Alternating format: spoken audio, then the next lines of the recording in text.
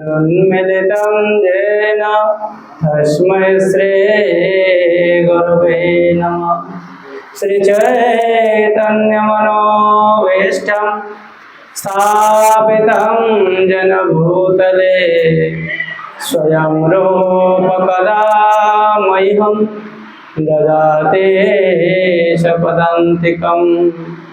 वन्देऽहं श्रीगुरो श्रीयुतापदकमलं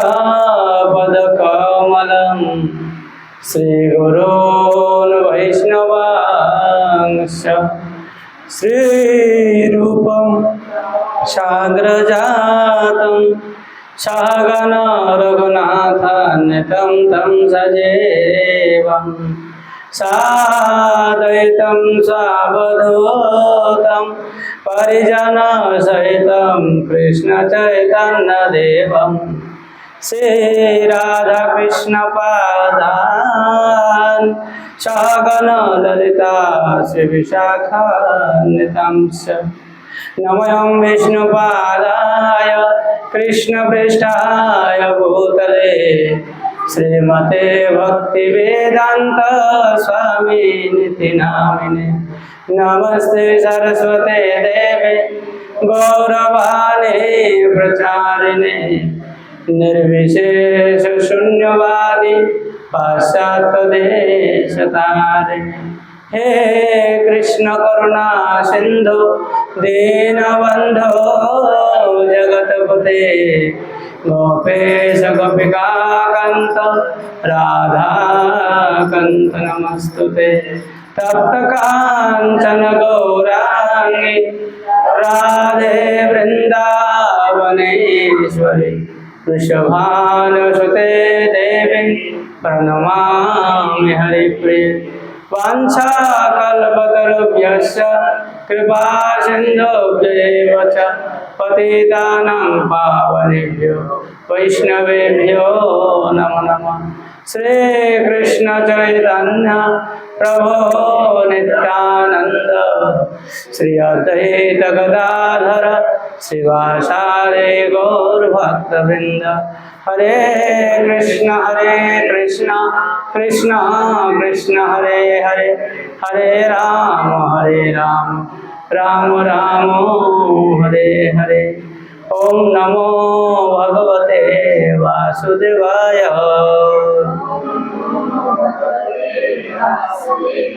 ओम नमो भगवते वासुदेवाय।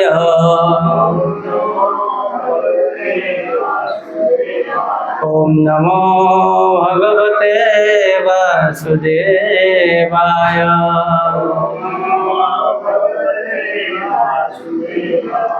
नारायणं नमस्कृतं नरं चैव नरोत्तमं देवीं सरस्वतीं व्यासं ततो जयमुदीरये। नष्टप्रायेषु भद्रेषु नित्यं भागवत सेवया भागवते उत्तमश्लोके भक्तिर्भवति नैष्टिके। मुखं करोति वाचालं पांगुं लङ्घयते गिरिं यत्कृपातमहं वन्दे श्रीगुरो दिनतारिणं परमानन्दमाधवं श्रीचैतन्यमीश्वरम्। ये अंदर में लाइटर है, यह है ना चार्जर लाइट। एक लाइट यहाँ पे रखिए, किसी भी समय करंट चला जाए तो मेघ की गर्जना हो रहा है। अरे ये बच्चे लोग कोई बात ना करें, ये लोग बात कर रहे हैं आपस में, बोलते हैं।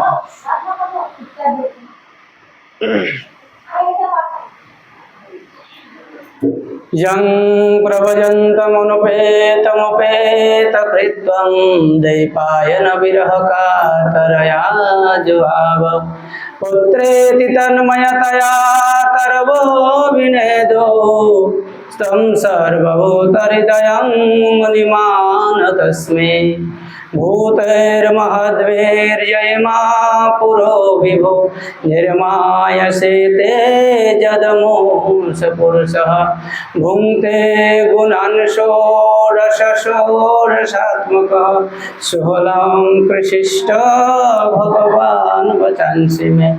सच्चिदानन्दरूपाय विश्वोत्पत्त्यादिहेतवे तापत्रय विनाशाय श्री कृष्णाय वयं नमः।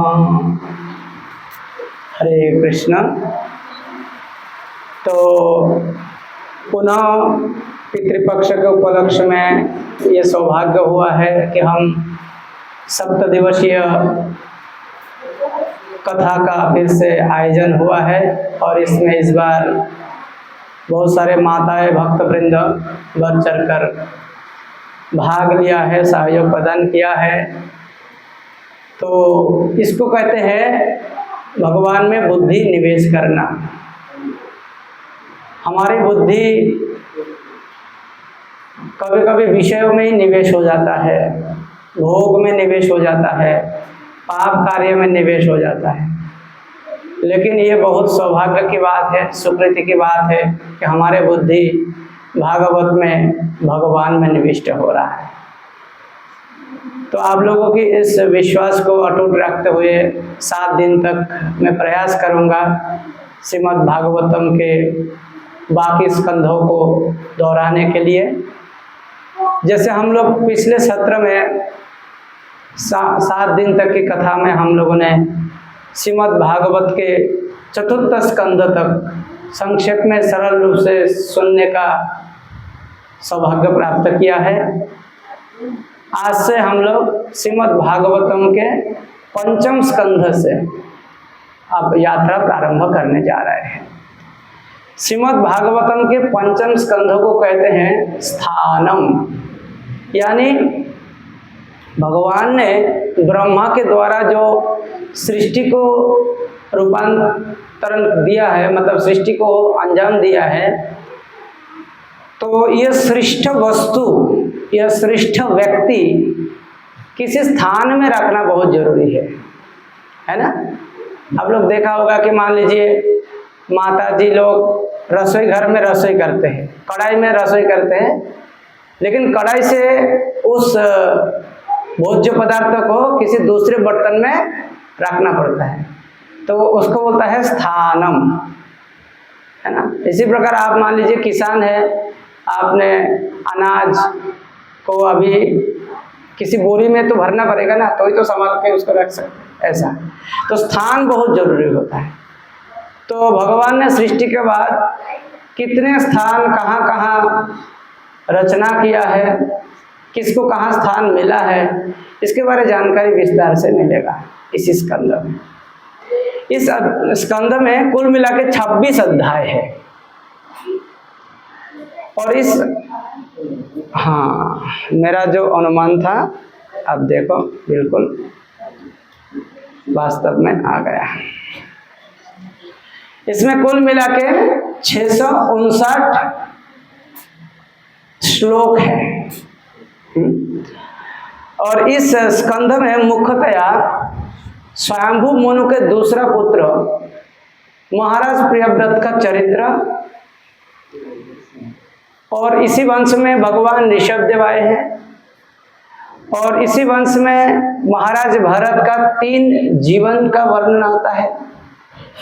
और इसके बाद इसी स्कंद में भूगोल, खगोल, पाताल, नरक, इन सारे चीजों का वर्णन आता है। तो चलिए अब हम संक्षेप में इस स्कंद में प्रवेश करते हैं। सबसे पहले बात आते हैं कि जैसे पिछले स्कंद में हमने सुना है कि मैत्रेय मुनि विदुर जी को आध्यात्मिक रूप से बातचीत कर रहे थे। अलग अलग उत्थानपाद के वंश परंपरा का वर्णन हुआ है। तो उत्थानपाद के वंश परंपरा लगभग प्रचेता तक आया था। प्रचेताओं के बाद क्या हुआ है उसका वर्णन हम 6ठा स्कंध में पढ़ेंगे। तो इसके बाद विदुर जी मैत्रेय मुनि से विदाई लेकर हस्तिनापुर चले जाते हैं और अपने भाई धृतराष्ट्र को सतमार्ग पर लाने का प्रयास करते हैं और सफल भी हो जाता है। उसको हम लोग प्रथम स्कंद के 13वां अध्याय में पढ़ा है। इसलिए 5वां स्कंद की जो व्याख्याएं है वो महाराज परीक्षित और सुखदेव गोस्वामी के बीच में वार्तालाप भी हो रहा है। तो सुखदेव गोस्वामी ने ये बात बोला कि जब महाराज उत्थानपाद के वंश परंपरा समाप्त हो गया, तब उनके बड़े भाई महाराज प्रियव्रत का वंश परंपरा चला। परीक्षित महाराज प्रश्न पूछते हैं, हे महानुभाव, आपने बता दिया कि प्रियव्रत ने पहले शादी नहीं किया और राज्यभार भी नहीं लिया, वो तपस्या करने के लिए गंधमादन पर्वत के तलहटी में चले गए, देवर्षि नारद द्वारा दीक्षा प्राप्त किया है और वो ब्रह्मचर्य व्रत पालन कर रहे हैं। उनके पिताजी स्वयंभू मनु ने एक बार उनसे प्रस्ताव दिया भी था कि तुम शादी करो और ये राजपाट संभालो, लेकिन उसने ठुकरा दिया इस बात को। तो फिर वो शादी करने के लिए तैयार कैसे हो गया, गृहस्थ आश्रम में कैसे चले गए, फिर उनका पतन कैसे हो गया, पतन हुआ कि नहीं हुआ? अगर मानो पतन हो गया तो फिर वो दोबारा उठा कैसे, और अगर उठा है तो इससे हम क्या सीख सकते हैं? ऐसे करके परीक्षित महाराज ने कई सारे प्रश्न पूछा। तो ये प्रसंग गृहस्थ भक्तों के लिए बहुत ही सुंदर प्रसंग है, ये जरूरी है सुनना। तो सुखदेव गोस्वामी कहते हैं कि स्वयंभू मनु के पहला पुत्र प्रियव्रत ने भले ही पहले राज्य और परिवार में युक्त होने के लिए इंकार कर दिया था, लेकिन जब उत्थानपाद के वंश परंपरा समाप्त हो गया था तो स्वयंभू मनु ने फिर भी उसके पास जाके एक बार निवेदन किया, बेटा अब तुम्हारी बारी है, तुमको वंश परंपरा आगे बढ़ाना ही पड़ेगा। फिर भी उसने ठुकराया। तब स्वयंभू मनु ने अपने पिता ब्रह्मा जी के पास गए। तो ब्रह्मा जी अपने 4 वेदों को लेकर हंस पर सवार होके और प्रियव्रत के गुरु ब्रह्मा जी के दूसरा पुत्र देवर्षि नारद को भी साथ में लेकर वो गंधमादन पर्वत के तलहटी पे, जहाँ पे प्रियव्रत महाराज तपस्या कर रहे थे, वहां पे गए। और जब ब्रह्मा जी को प्रियव्रत ने देखा तो साष्टांग दंडवत प्रणाम किया, क्योंकि वो ब्रह्मांड के पिता है, जगत पिता, जगत गुरु ब्रह्मा। उनके बात को कोई नहीं टाल सकता है, क्योंकि वो विधि है। ब्रह्मा जी का एक नाम है विधि। तो विधि बहुत बलवान होता है, विधि विधान। ब्रह्मा जी जो बोलते हैं वही है विधि विधान। तो प्रियव्रत सोच रहे हैं कि मेरे सामने आप विधि खड़ा है तो विधान तो देंगे, निश्चित तौर पे ऐसा कुछ बोलेंगे जो मैं नहीं चाहता हूं लेकिन करना पड़ेगा। वो पहले से ही समझ गए। तो वो हाथ जोड़ करके खड़े हैं और देवर्षि नारद थोड़ी दूर में खड़े हैं और ब्रह्मा जी को जब सम्मान दिया और प्रियव्रत स्वयंभू मनु की बाजू में है, तो प्रियव्रत समझ गए हैं कि अब मेरे को लेकर कुछ षड्यंत्र चल रहा है। तो ब्रह्मा जी कहते हैं, हे वत्स प्रियव्रत, तुम्हारा कल्याण हो। देखो बेटा, ये जो सृष्टि है ना, ये पूरा सृष्टि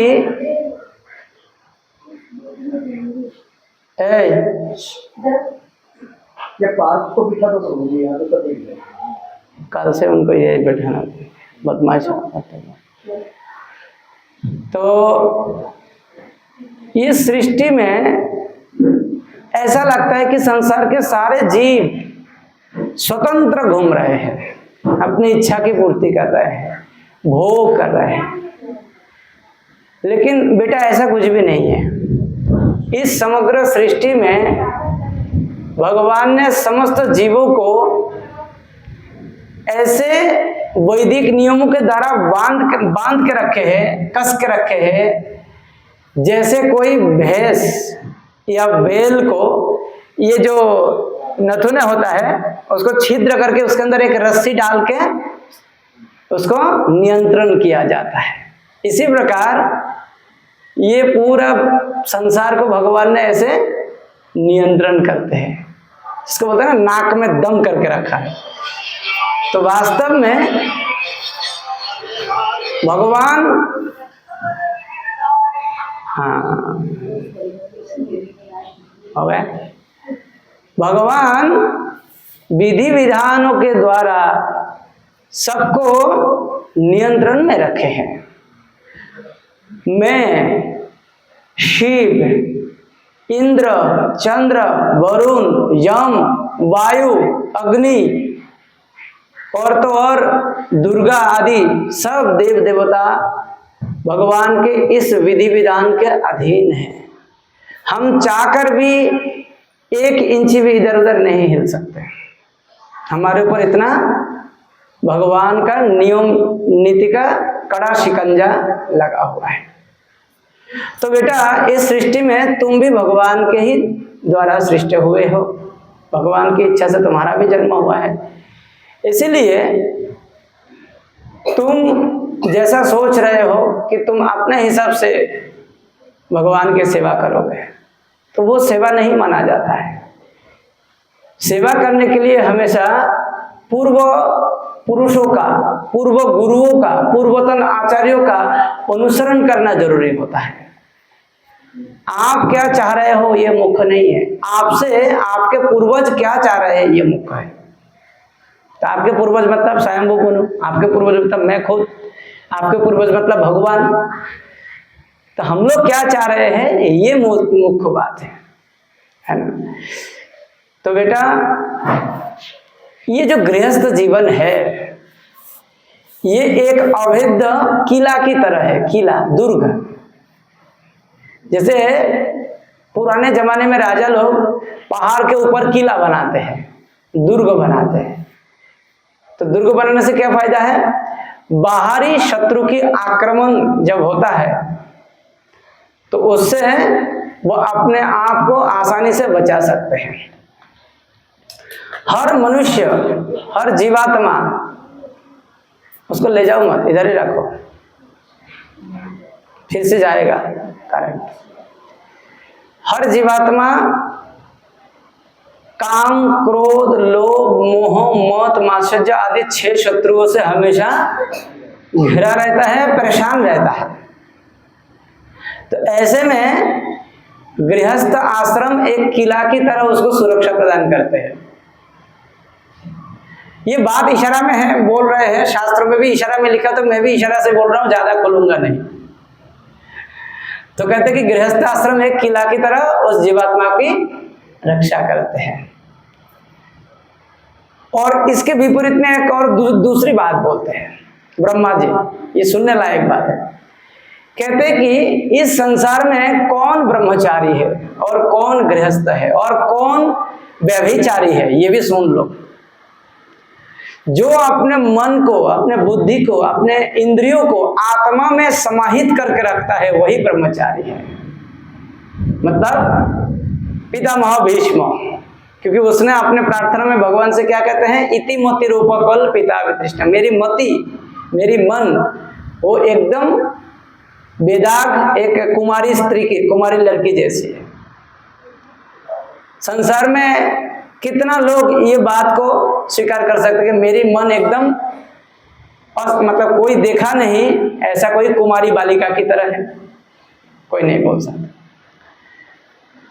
तो ब्रह्मा जी कहते हैं कि अगर मान लीजिए तुम्हारा मन चंचल है, तुम्हारा बुद्धि अस्थिर है, तो ऐसे में तुम भले जंगल में चला जाओ, पहाड़ के चोटी में चला जाओ, गुफा के अंदर घुस जाओ, पानी के नीचे घुस जाओ, फिर भी तुम वैसे परेशान रहोगे जैसे अनेकों पत्नियों से घिरा हुआ पति परेशान रहता है।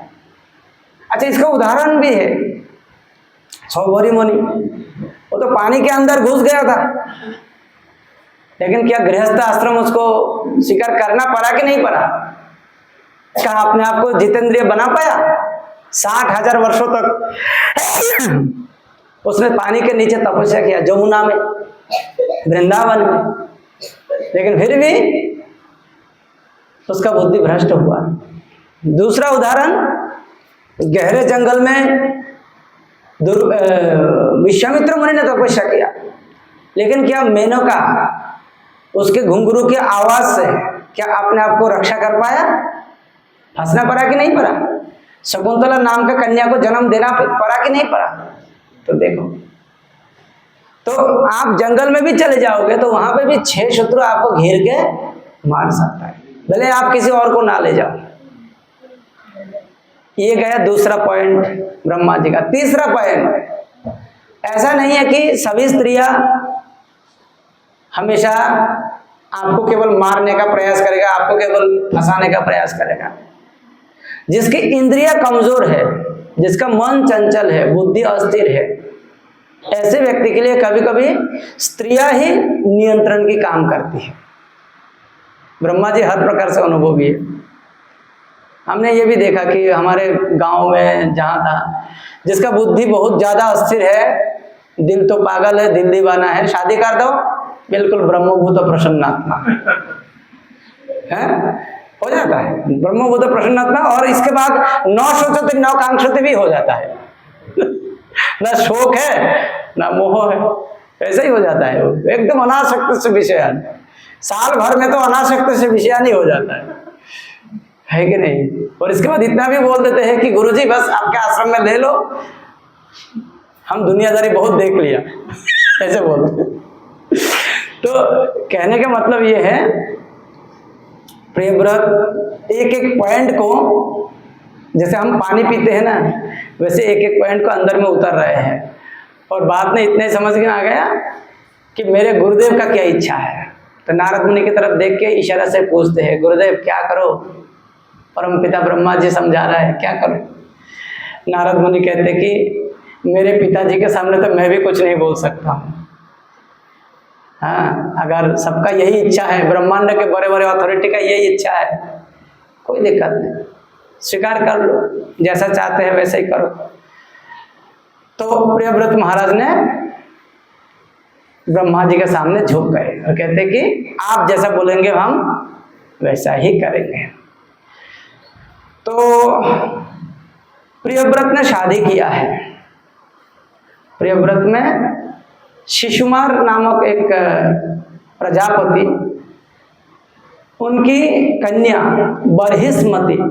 बरहिस्मति से विवाह किया है।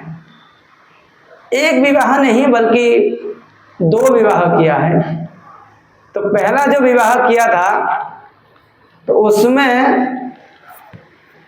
उनको जो संतान उत्पन्न हुआ है वो है अग्निध्र, इदमज्विह, जग्गवाहु, हिरण्यरेता, धृतपृष्ठ, सवन, मेधातिथि, वितिहोत्र, कवि, महावीर।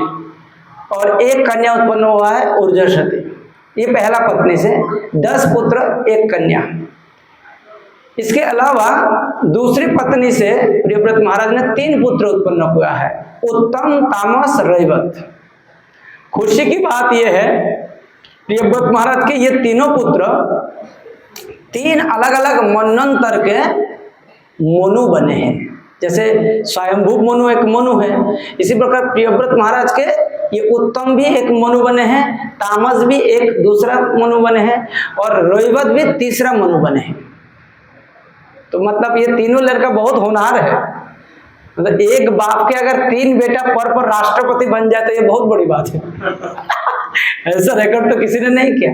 तो इसी प्रकार प्रियव्रत महाराज के वंश का देखिए गौरव क्या है कि 3 मनंतर काल तक उनके बेटा लोगों ने शासन किया। कितना लंबी समय है ना। इसके बाद प्रियव्रत ने अपने जीवन में क्या क्या काम किया है, चलिए उसके ऊपर थोड़ा सा दृष्टिपात डालते हैं। प्रियव्रत महाराज ने पहले देखा कि बीच में जो सुमेरु पर्वत है और चारों तरफ सूर्य घूमता है ना, वो जो यहाँ पे जो दिया हुआ है ना दृश्य, तो द्वीप है, अलग अलग सागर है और सूर्य उसके बाहर घूमते रहते हैं ऊपर में। तो सूर्य जहाँ पे घूमता है उधर तो प्रकाश रहता है, लेकिन उसके विपरीत में अंधेरा रहता है। जैसे अभी इधर में सूर्य नहीं है, इधर अभी अंधेरा है, लेकिन वो अमेरिका की तरफ अभी उजाला होने वाला है या उजाला है, समझ में आ गया। तो इसी प्रकार जिधर सूर्य नहीं है उधर अंधेरा है। तो प्रियव्रत महाराज के मन में विचार आया, नहीं, मैं जब तक शासन करूंगा तब तक पूरा पृथ्वी पर, पूरा ब्रह्मांड पर कहीं भी अंधेरा नहीं होना चाहिए। तो क्या करेंगे? नहीं, सूर्य जिधर नहीं चलता है ना उधर मेरा रथ चलेगा सूर्य के बराबर में। आप कल्पना करिए कैसा व्यक्ति था प्रियव्रत महाराज। उसने भी एक रथ निर्माण किया, उसमें घोड़ा जोत लिया और उतना ही गति से सूर्य के साथ वो घूमने लगे। मतलब ये सुमेरु पर्वत, इधर में सूर्य, तो यहाँ पे प्रियव्रत महाराज का रथ, तो ऐसे ही करके घूमता है हमेशा। कितना पावरफुल था, सूर्य के साथ टक्कर देने वाला। और ऐसे जब घूम रहे थे तो वो जितने सारे समुद्र और जितने सारे द्वीप बने हैं महाराज प्रियव्रत के रथ के पहिया से बने हैं ये सब। जैसे इधर के मिट्टी को इधर उधर लिया, इधर के मिट्टी को ऐसे उठा लिया, इधर के मिट्टी को उठा, खड्डा हो गया, तो जो खड्डा हो गया वो समुद्र बन गया, और जो ऊपर का स्थान हो गया वो द्वीप बन गया। अब कितना बड़ा द्वीप और कितना बड़ा समुद्र, ये सब प्रियव्रत महाराज के देन है। जैसे पृथ्वी महाराज के बारे में हमने सुना है कि पूरा पृथ्वी को समतल बनाना, फिर कुछ जगह में पहाड़ से सीमा निर्धारण करने का काम उन्होंने करवाया। इसी प्रकार प्रियव्रत महाराज ने अपने ही रथ के पहिया से खड्डा बना के समुद्र बनाया और ऊंचा स्थान बना के उसको द्वीप बना दिया। तो ऐसे करके उनके रथ के पहिया से 7 समुद्र बन गया और 7 द्वीप बन गया। 7 समुद्र क्या क्या है? नमक समुद्र, गन्ने का रस का समुद्र, मदिरा का समुद्र, घृत का समुद्र, दुग्ध का समुद्र, दधि का समुद्र और शुद्ध पानीय जल का समुद्र। 7 समुद्र बन गया और 7 द्वीप बन गया। क्या क्या? जम्बू द्वीप, प्लक्ष द्वीप, शाल्मली द्वीप, कुश द्वीप, क्रोंच द्वीप, शाक द्वीप, पुष्कर द्वीप, ऐसे करके 7 द्वीप बन गए। आप इसे सोच सकते हैं प्रियव्रत महाराज अपने जीवन काल में उसने मतलब 10,000 वर्षों तक शासन किया, बहुत लंबा समय। इसके बाद उनके इधर में एक आध सफेद बाल दिखाई देने लगे, तो उसने सोचा कि चलो वानप्रस्थ ले लेते हैं। जब तक वो अपने पारिवारिक जीवन में थे, अपने पत्नी को इतना प्रेम करते थे, अपने बच्चों को इतना प्यार करते थे, इतना स्नेह करते थे कि वो लोग इनको ऐसा ही मानते थे कि शायद ये स्त्री आसक्ता कोई पुरुष हो। सुखदेव गोस्वामी कहते हैं कि वास्तव में प्रियव्रत महाराज ऐसा नहीं था। प्रियव्रत महाराज का मन केवल भगवान हरि में लगा हुआ था, लेकिन वो अपने पारिवारिक जीवन में अपने पत्नी और बच्चों को एहसास दिलाने के लिए अभिनय बहुत अच्छा करते थे। इतना मीठा बोलते थे और इतना आश्वासन मूलक बातें करते थे, इतना अपने पत्नी की प्रशंसा करते थे कि उनके आचरण में वो बिल्कुल विभोर हो जाते थे। वो सोचते थे कि शायद इनका मन वास्तव में मेरे पास, जबकि उसका मन कहाँ था? भगवान के चरण में। तो प्रियव्रत महाराज से ये सब हम सीख सकते हैं कि वास्तव में हमें भी कैसा जीवन यापन करना है। अभी यहाँ पे एक प्रश्न आ सकता है कि अच्छा, पुरुष रूपी जीवात्मा का परेशानी अगर स्त्री हो तो स्त्रियों का परेशानी क्या है? हाँ, तो ये सेम टू सेम उल्टा। जो स्त्री कृष्ण भावना भावित होना चाहते हैं लेकिन पति के कारण वो नहीं हो पा रहे हैं, तो वो उनके लिए माया है। इसका मतलब क्या हुआ कि उनको भी अपने उनके प्रति जो भक्ति नहीं कर रहे हैं तो उनके प्रति आसक्ति कम करना है, और वो आसक्ति कृष्ण में कन्वर्ट कर कृष्ण के चरण में देना है। लेकिन साथ ही साथ वो अपने पति के प्रति जो कर्तव्य कर्म है उसको बहुत ही अच्छी तरह से निभाना है। इतना अच्छी तरह से निभाना है कि उनको लगे कि आपका मन उधर उनके पास है, जैसा प्रियव्रत महाराज कहते थे, सेम टू सेम। क्योंकि हमारा जो मूल परिचय है कि हम शरीर नहीं है, हम आत्मा है, तो हमारे आचरण भी आत्मिक स्तर में है, हमारी बातचीत भी आत्मिक स्तर पर हो रहा है, कोई शारीरिक स्तर की बातचीत या व्यवहार की बात नहीं हो रहा है। इसके बाद प्रियव्रत महाराज जब यथा समय में वानप्रस्थ स्वीकार कर लिया, फिर उनके पुत्रों में सबसे बड़ा पुत्र का नाम है अग्निध्र। अग्निध्र अब युवराज अवस्था में है, और वो अग्निध्र वो उत्तम पत्नी प्राप्ति की इच्छा से वो चला गया था मंदार पर्वत। पिताजी गया था गंधमादन पर्वत और बेटा गया मंदर पर्वत। मंदर पर्वत में जाके ब्रह्मा जी की तपस्या करने लगे। ब्रह्मा जी को उसका मकसद क्या है? उत्तम पत्नी प्राप्ति। तो ब्रह्मा जी ने अपने दरबार में रहने वाली एक अप्सरा जिसका नाम है पूर्वचित्ती, उसको आग्नेद्रिय को मोहग्रस्त करने के लिए भेज दिया कि तुम जाओ, तुम आग्नेद्र को अपने पति के रूप में स्वीकार कर लो और उसकी मनोकामना पूरा करो। तो मंदर पर्वत में स्थित आग्नेद्र, पत्नी तो चाहिए उनको, लेकिन वो अपने जीवन में कभी पत्नी मतलब स्त्री कैसा होते हैं उनको पता ही नहीं था। हाँ, ये हकीकत बोल रहा हूँ, शास्त्र में ऐसा लिखा है, सुखदेव गोस्वामी बोलते हैं।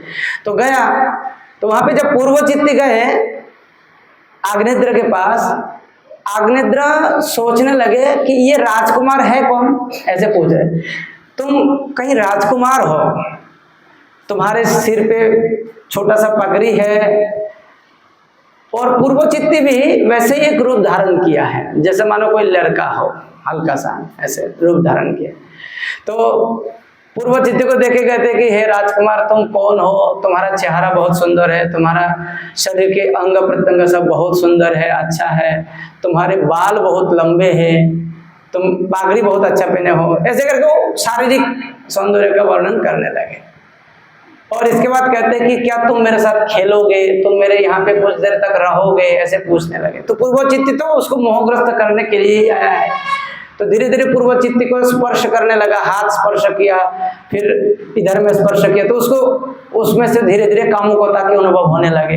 फिर धीरे धीरे कहते कि तुम हमेशा के लिए क्यों नहीं मेरे साथ रह जाते हो, तो पूर्वचित्ती भी मान जाते कि चलो ठीक है, हम आपके साथ ही रहेंगे। तो इसके बाद धीरे धीरे उन लोगों को ये बोध हुआ है कि चलो हम शादी कर लेते हैं, और फिर शादी वादी करके फिर घर पे लाते हैं। तब तक उसका स्त्रियों का ज्ञान हो चुका था। इसके बाद आग्नेद्र अपने पारिवारिक जीवन में उसने भी कई पुत्रों को जन्म दिए हैं। तो सबसे बड़ा पुत्र का नाम है नाभि। नाभि किमपुरुष हरिवर्ष इलावृत रम्यक हिरण्मय कुरु भद्रास्य केतुमान। आग्नेद्र के इतने सारे पुत्र हुए हैं, और इनमें से सबसे बड़ा पुत्र नाभि है, और नाभि के साथ विवाह हुआ है मेरु देवी का। और महाराज नाभि वो पहले अपुत्रक था, कोई पुत्र नहीं था। तो कुछ याज्ञिक ब्राह्मणों को बुलाया, ऋत्विज उनको बुलाया, और कहते कि पुत्र प्राप्ति के लिए एक बड़ा यज्ञ का आयोजन किया जाए। तो आयोजन हो गया है, और उस हवन में इतना वो सफल रहा है कि साक्षात यज्ञ कुंड से, हवन कुंड से भगवान चतुर्भुज रूप में प्रकट हो गया। नाभि महाराज के शासनकाल में ये हुआ। अच्छा, उस समय ये जो अभी जिसको हम भारतवर्ष कहते हैं, पहले इसका नाम था अजनाभ वर्ष। क्या नाम है? अजनाभ वर्ष, क्योंकि नाभि महाराज के कारण अजनाभ वर्ष। तो जब भगवान प्रकट हुए तो भगवान ने मुस्कुराते हुए ऋत्विजों से कहने लगे कि आप लोग मुझे क्यों स्मरण किया है, आप लोगों को क्या चाहिए, आप लोगों का कल्याण हो। सारे ऋत्विज हाथ जोड़ करके भगवान को स्तुति करते हैं, प्रशंसा करते हैं। फिर कहते हैं कि हमारे स्वामी महाराज नाभि ने एक उत्तम पुत्र प्राप्त करने के लिए ये यज्ञ का आयोजन किया है, और आप कितना दयालु है, कितना कृपालु है कि आप यहाँ पर स्वयं उपस्थित हुए हैं। तो कहते हैं कि क्या चाहिए ये बताइए, बताओ। तो फिर भगवान ने कहा, या ऋत्विजों ने कहा कि हमारे महाराज को आपके जैसा ही एक पुत्र चाहिए, आपके जैसा।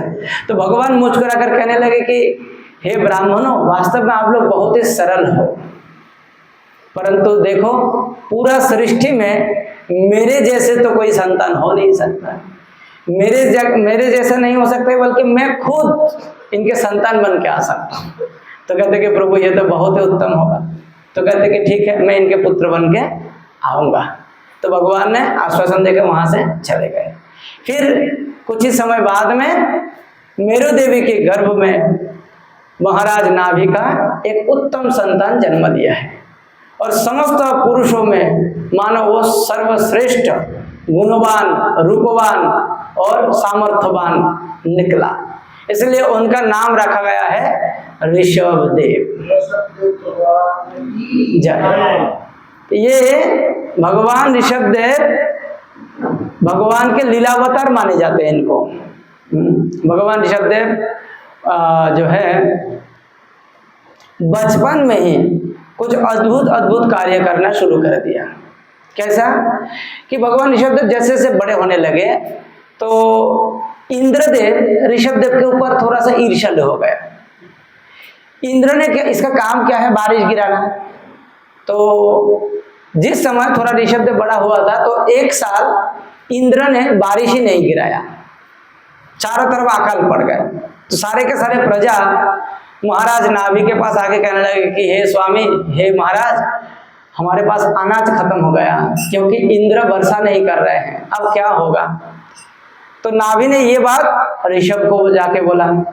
तो ऋषभदेव ने कहा कि ठीक है पिताजी, आप चिंता मत करिए, इंद्र शायद भूल गए हैं कि उसका सेवा क्या है, इसका ड्यूटी क्या है, कोई बात नहीं, इस बार मैं ही वर्षा करा देता हूँ। तो भगवान ऋषभदेव अपने योग ऐश्वर्य प्रदर्शन करके पूरा पृथ्वी पर बारिश गिराया, इंद्र का जरूरत ही नहीं। तो उस समय इंद्र को अपना घमंड का एहसास हुआ। इंद्र ने सोचा कि यार गलती हो गया, तो खुद भगवान ऋषभदेव के पास आके क्षमा याचना करते हैं और अपनी मानिनी कन्या जयंती को वो ऋषभदेव को सौंप के चले जाते हैं। तो जयंती के साथ भगवान ऋषभदेव का विवाह होता है। देखो, देव कन्या प्राप्त हुआ भगवान ने। तो ऋषभदेव कुछ समय बाद में नाभि ने वानप्रस्थ ले लिया और ऋषभदेव राज सिंहासन पे आरूढ़ होकर अब महाराज ऋषभदेव हो गया। महाराज ऋषभदेव होकर ये अलग अलग जितने सारे मैंने अग्निद्र के पुत्रों के नाम बताया, जैसा किम पुरुष, इलावृत, हरि, हरिवर्ष, रम्य, किरणमय, कुरु, भद्राश, केतुमाल, ये सब नाम से एक एक द्वीप एक एक वर्ष हो गया था। तो सारे वर्षों के राजा हुए ये भगवान ऋषभदेव। और इनके प्रादेशिक राजा के रूप में महाराज किमपुरुष वर्ष के राजा थे, हरिवर्ष के राजा महाराज हरिवर्ष, ऐसा था। तो अब भगवान ऋषभदेव वो जयंती के माध्यम से 100 पुत्र को जन्म दिया। उनमें से 81 पुत्र उत्तम कोटि के कर्मकांडी ब्राह्मण बन गए। 9 पुत्र भगवान के महान शुद्ध भक्त नवजोगेंद्र हो गए, जिसको कबीर, हवि, अंतरिक्ष, प्रबुद्ध, पिपलायन, चमस, आविर्होत्र, करभाजन, द्रुमिल इसी नाम से जाने जाते हैं। और बाकी जो 10 पुत्र है उनमें से सबसे 100 पुत्रों में सबसे बड़ा पुत्र था भरत। लेकिन ये भरत के अधीन में इनके बहुत सारे पुत्र हुए हैं, पुत्र इनके अधीन में ही सेवा करते थे। उसकी परंपरा कहाँ है? भरत, हाँ भरत, ठीक।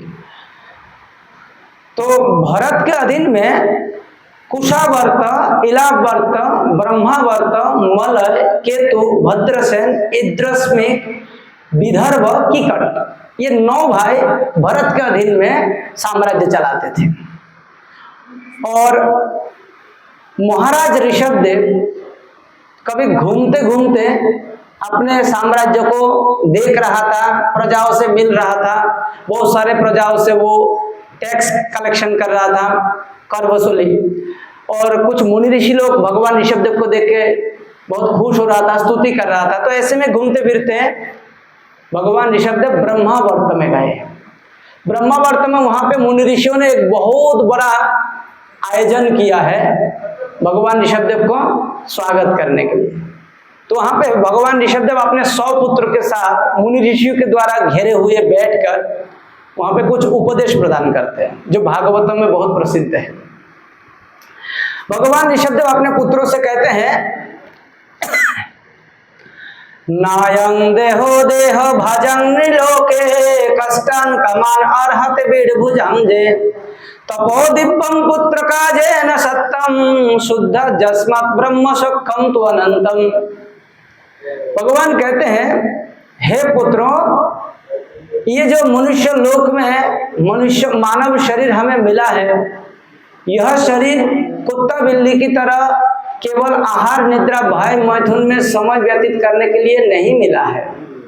यह शरीर तो तपो दिव्यम, दिव्य तपस्या करने के लिए मिला है। दिव्य तपस्या करने से क्या होता है? ब्रह्म शुद्ध यस्मात् ब्रह्म सौख्यम तो अनंतम। कहते कि हमारे चित्त शुद्धि हो जाता है तपस्या करने से, और अनंत ब्रह्म सुख प्राप्त होता है। अनंत ब्रह्म सुख का मतलब है भगवत सुख।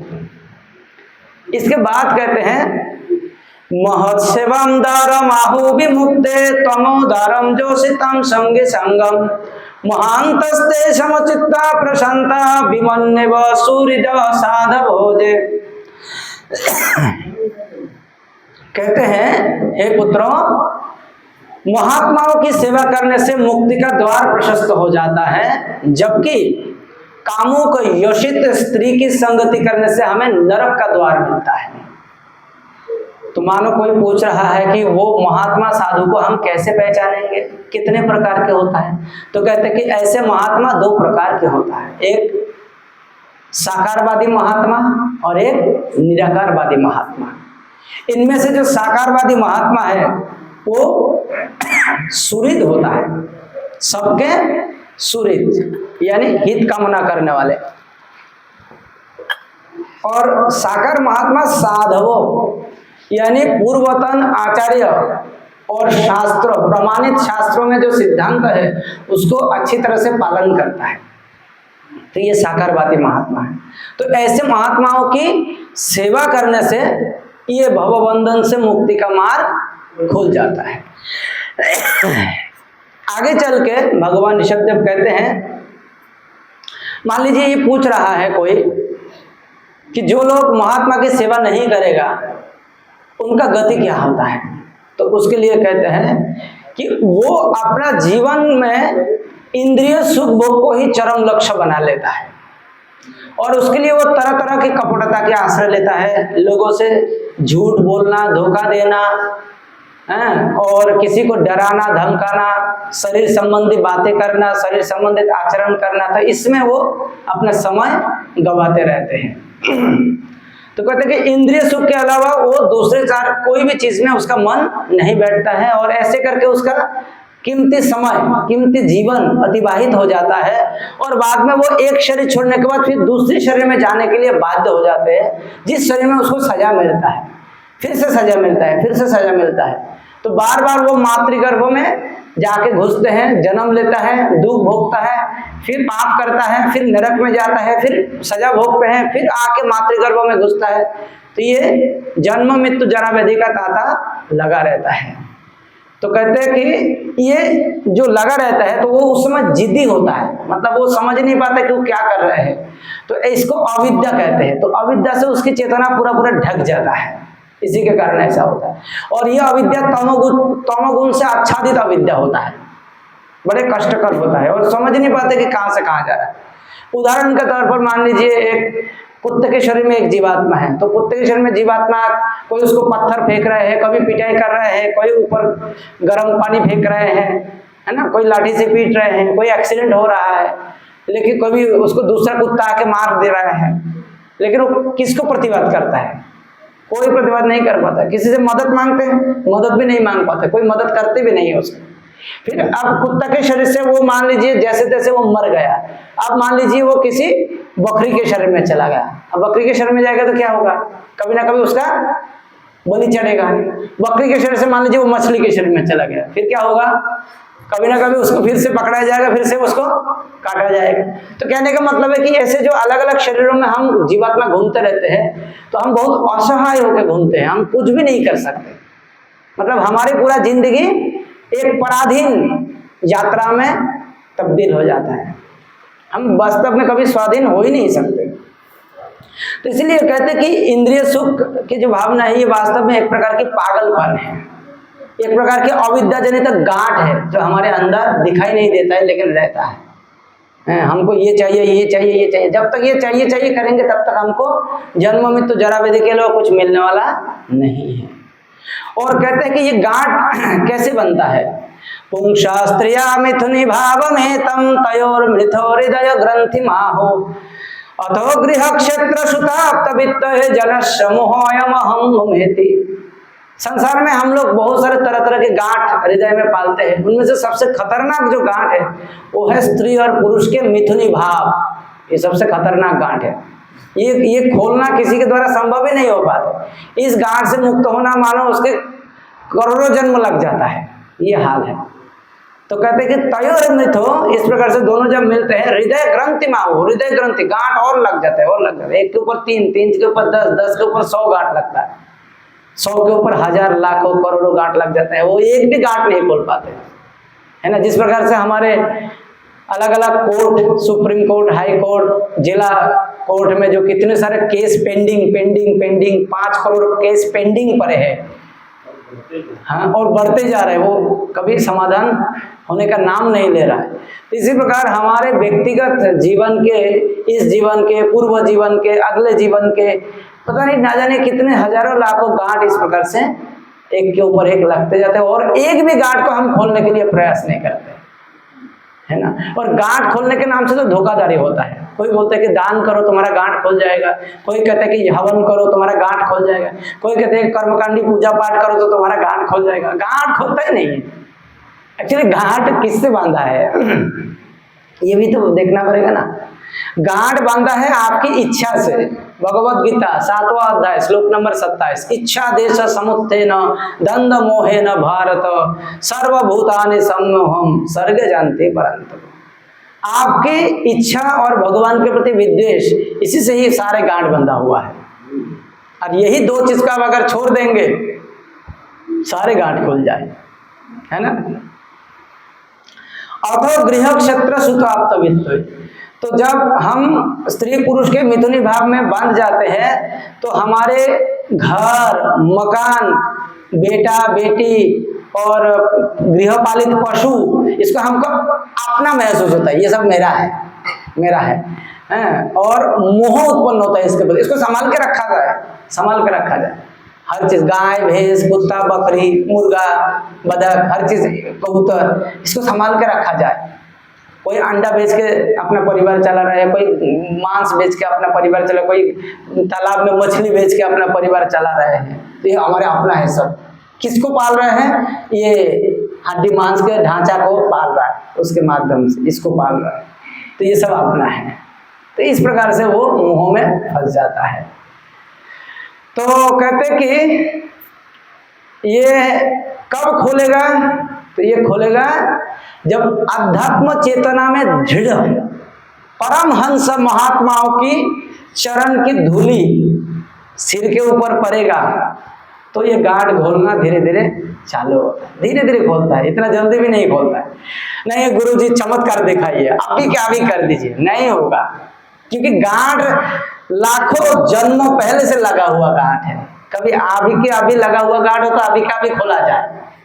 जादू मैजिक में होता है ना, अभी गांठ लगाया अभी खोल दिया, लेकिन जो गांठ लाखों वर्षों लाखों जीवन पहले बंधा गया है, तो वो अभी के अभी कैसे खोला जाएगा? उसके लिए भी तो एक समय चाहिए ना, है कि नहीं? तो कहते कि गांठ खोलने के लिए सबसे पहले तो है कि इसी जीवन में इंद्रिय सुख की वासना को त्याग देना पड़ेगा। दूसरा, मरने के बाद स्वर्ग जाने की इच्छा को भी त्यागना पड़ेगा।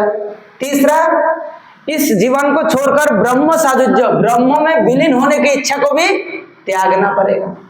चौथा, यहां से भगवान के धाम जाकर हम उत्पात मचाएंगे, ऐसा भावना भी त्यागना पड़ेगा, है ना।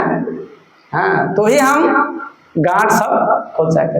नहीं हम इधर में भी उत्पात मचाएंगे, उधर में भी उत्पात मचाएंगे, तहलका मचा देंगे एकदम, भगवान को अपने धाम से हटा के हम ही रासलीला चालू करेंगे। तो ऐसी बुद्धि जब तक रहेगा तब तक गांठ नहीं खोलेगा। तो कहते हैं हमारे अंदर ये भावना आना चाहिए कि हम भगवान की शुद्ध भक्ति करें, और शुद्ध भक्ति सीखने के लिए शुद्ध भक्तों का संग करें, शुद्ध भक्तों से जानकारी ले ले। हम कोई भी जानकारी नहीं लेंगे तो कैसे होगा, है ना। तो आगे चल के फिर कहते हैं कि देखिए हे पुत्रों, जो व्यक्ति अपने आश्रितों को जन्म मृत्यु जरा व्याधि के चक्र से मुक्त नहीं कर सकते, जो व्यक्ति अपने आश्रितों को जन्म मृत्यु जरा व्याधि से मुक्त नहीं कर सकते हैं, उनको गुरु बनने का कोई अधिकार नहीं है, उनको पिता बनने का कोई अधिकार नहीं है, उनको माता बनने का कोई अधिकार नहीं है, उनको पति बनने का कोई अधिकार नहीं है, उनको इष्टदेव बनने का कोई अधिकार नहीं है। इसका मतलब क्या हुआ कि जो भी व्यक्ति हमारे माता है, पिता है, गुरु है, इष्टदेव है और पति है, उनको चाहिए कि अपने अपने आश्रितों को कृष्ण भावना भावित करे और वो उनको मुक्ति का मार्ग दिखाए। मतलब इंद्र तृप्ति के चक्कर में उनको फंसा कर नहीं रखना चाहिए। गुरु न सत्सात् सजनो न सत्सात् पिता न सत्सात् जननी न सत्सात् दैवं न तत्सन्न पतिं सत्सात् न मोचयज्जा समुपेत मृत्युम। सामने उपस्थित मृत्यु से यानी आध्यात्मिक अवनति से अगर वो हमें बचा नहीं सकते हैं तो फिर उनको माता पिता पति गुरु और इष्टदेव बनने का कोई अधिकार नहीं है। तो इसीलिए कभी कभी किसी परिवार से किसी भक्त कहते हैं कभी कभी, प्रभु हमारे पिता हमको भक्ति करने नहीं देता है। सुनने में थोड़ा कड़वा लगेगा, हाँ, कि भक्ति करने नहीं देता है, प्रभु जी क्या करें। तो हम कभी कभी बोलते हैं अगर भक्ति करने नहीं दे रहा है तो छोड़ दो, छोड़ दो। तो फिर दूसरा दिन आके कोई स्त्री बोलता है कि प्रभु जी हमारे पतिदेव हमको भक्ति नहीं करने देते, तो उसको क्या बोलते, छोड़ दो, फिर वो कहाँ जाए। तो बात ऐसा आता है। लेकिन अगर हम कठोरता से देखें तो शास्त्र तो कहते हैं कि छोड़ दो, लेकिन हम तो व्यवहारिक जीवन में है, हम तो कलयुग के जीव है, तो इसलिए बोलना जितना आसान है करना उतना आसान नहीं। तो इसलिए हम लोग उसको आश्वासन देते कि नहीं, आप भरपूर प्रयास करो कि वो भी भक्ति करे, जैसे तैसे शाम दाम दंड भेद लगाओ कि वो भी भक्ति में आ जाए। प्रयास करो, इस जीवन में प्रयास करोगे तो अगले जीवन में भगवान भी थोड़ा आपको आसान कर। वो इस जीवन का पति है, वो हर जीवन का पति थोड़ी ना है ना। कितना भी हम बोले कि तुम मेरा 7 जीवन के पति हो, 7 जीवन के पति, सब बकवास है। 7 जीवन के इसी जीवन में अगर घर में सरता रहे तो एक दूसरे से बोलते कि यार छोड़ दो, हो गया बहुत, 7 जीवन तो दूर की बात है। जब शरीर सड़ने लगता है ना तो कोई किसी को पसंद नहीं करता है। तो इसीलिए हर एक दूसरे को कृष्ण भावना भावित करने का प्रयास करें। कितना भी मजबूरी हो, कितना भी दुख में हो, हम प्रयास जारी रख सकते हैं। श्रील प्रभुपाद जी इतना बड़ा आचार्य बने हैं, इतना बड़ा गुरु बने हैं, इतना लोगों को भक्त बनाया है, लेकिन अपने पत्नी को भक्त नहीं बना पाए। क्या उन्होंने प्रयास नहीं किया? क्या लगता है आपको? जब वो खुद 1922 में अपने गुरु से मिलने के बाद जब कृष्ण भावना भावित हो गया है, वो अपने पत्नी को कितना समझाने का प्रयास किया कि तुम भी दीक्षा के लिए तैयार हो जाओ, दीक्षा के लिए तैयार हो जाओ, माला जप करो, 4 नियम पालन करो, कितना प्रयास किया, लेकिन नहीं कर पाए। दुर्भाग्य देखिए। लेकिन उनके पत्नी भक्त नहीं हुआ है, राधा रानी माता जी। लेकिन राधा रानी माता जी की कृपा से हम सब भक्त हो रहा है। वो माता जी ने चाय पीना नहीं छोड़ा तो हम अब देखो लाखों लोग चाय पीना छोड़ रहा है। अगर माता जी चाय पीना छोड़ देते तो प्रभुपाद जी घर नहीं छोड़ते, सन्यासी नहीं बनते, इस्कॉन नहीं बनाते, अमेरिका नहीं जाते और हम भी नहीं आते। वो माता जी ने चाय नहीं छोड़ी, लेकिन जीवन तो छूट गया ना, दुनिया से तो चला गया ना। लेकिन उनके उस निमित्त में देखो कितना लाखों लोग अब भक्त बन रहे हैं और खुद इतिहास बन गए। इसी प्रकार हम अपने प्रयास जारी रखें। तो भगवान ऋषभदेव आगे कहते हैं, हे पुत्रों, ये जो तुम लोग मेरा ये शरीर देख रहे हो, ये शरीर देखने में मनुष्य जैसा लगता है, लेकिन मेरा शरीर मनुष्य शरीर नहीं है। मेरा शरीर अचिंतनीय सच्चिदानंद है। कैसा शरीर है भगवान ऋषभदेव का शरीर? सच्चिदानंद, जरा प्रकृति द्वारा बनाया हुआ नहीं है, ये शुद्ध सतगुण से भरा हुआ सच्चिदानंद शरीर है। और भगवान ऋषभदेव आगे कहते हैं कि तुम 100 पुत्र मेरे हृदय से उत्पन्न हुए हो। किससे? हृदय से उत्पन्न हो। इसलिए तुम्हारे अंदर तमोगुण और रजोगुण का प्रभाव नहीं है, तुम लोगों में सतगुण और शुद्ध सतगुण का प्रकाश है। और इसीलिए तुम लोग चाहकर भी कभी गलत रास्ते में, पाप रास्ते में नहीं जाओगे। ये मेरा आशीर्वाद है। तो भगवान के पुत्र बनने का देखो क्या सौभाग्य है।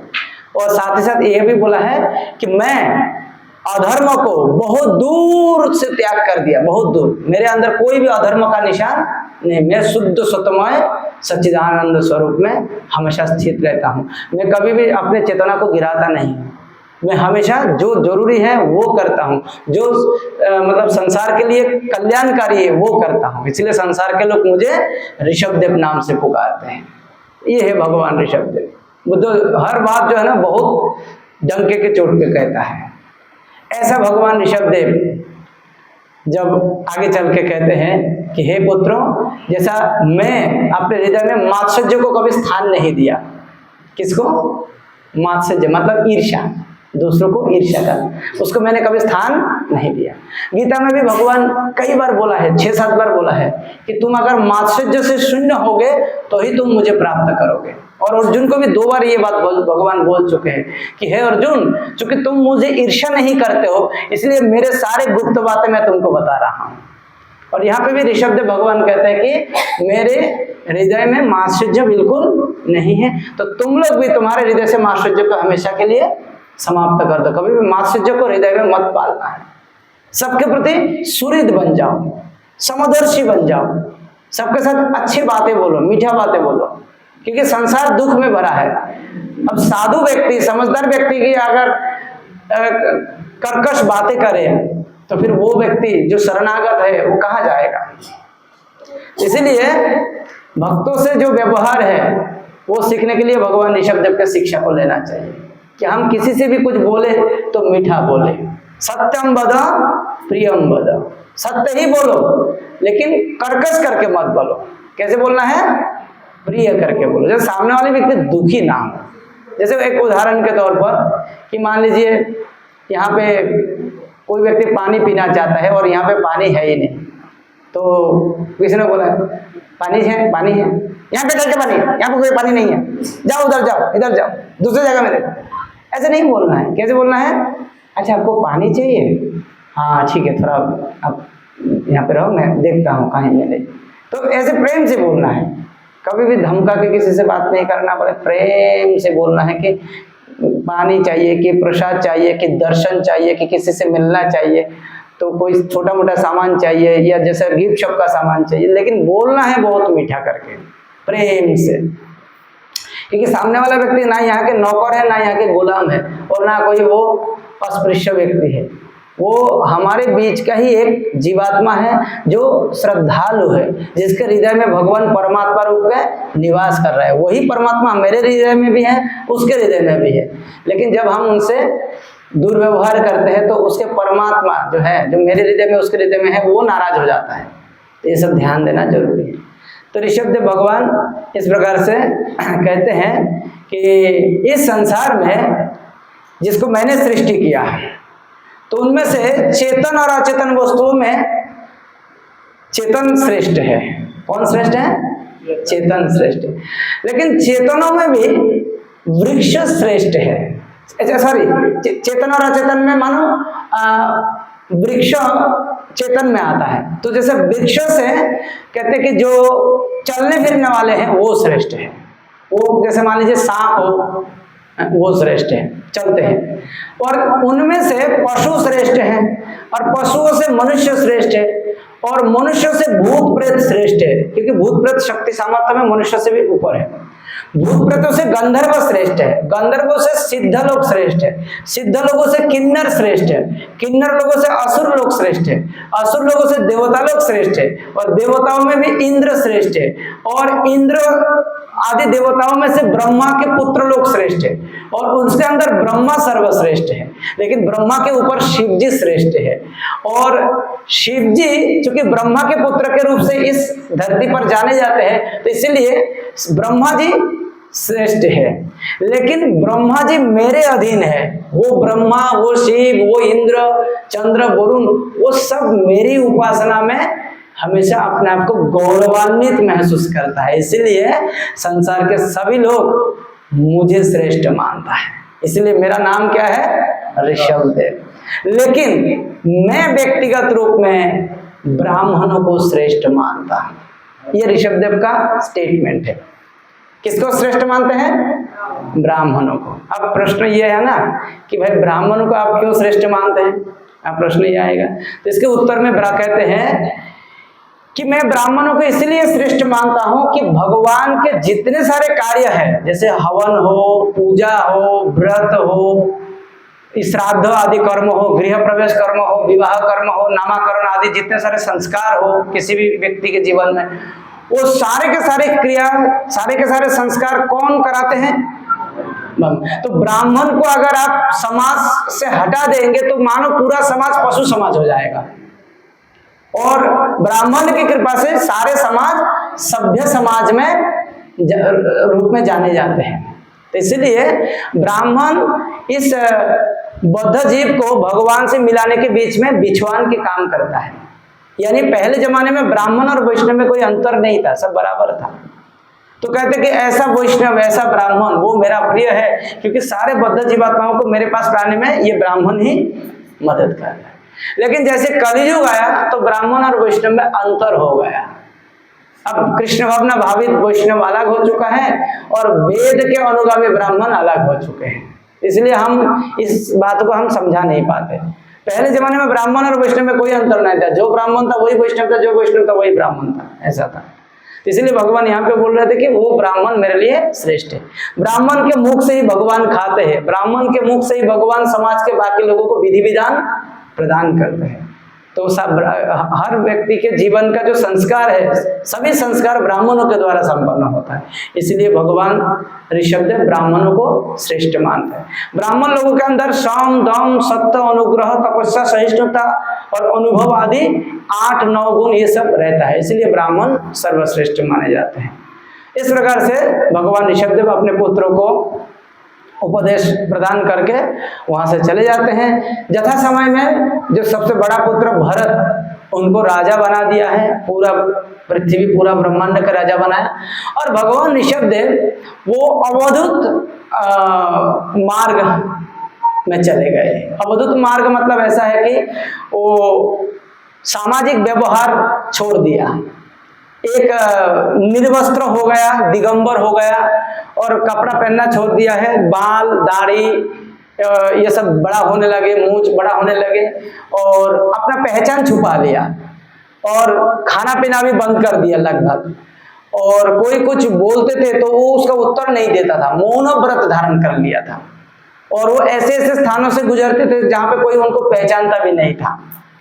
लेकिन महाराज भगवान ऋषभदेव का खासियत था कि वो जहां पे भी मल मूत्र त्याग करते थे तो उसके 1 योजन स्थान सुगंध फैलता था।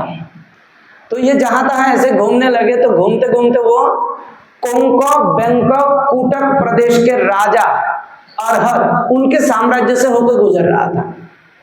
तो उन्होंने देखा कि अरे ये ऐसे निर्वस्त्र एक उदासीन व्यक्ति के पीछे लाखों लोग क्यों घूम रहे हैं। तो उन्होंने उनको अनुगमन करके रात के अंधेरे में खुद ऐसे ही दिगंबर होकर वो भी निकल गए। कुछ लोग उनको पूछ रहा था कि आप भाई कौन हो, तो कहते कि मैं सामने वाला जो जा रहा था मैं उनका अनुगामी हूँ, मैं उनका अपने इष्ट देव मानता हूँ।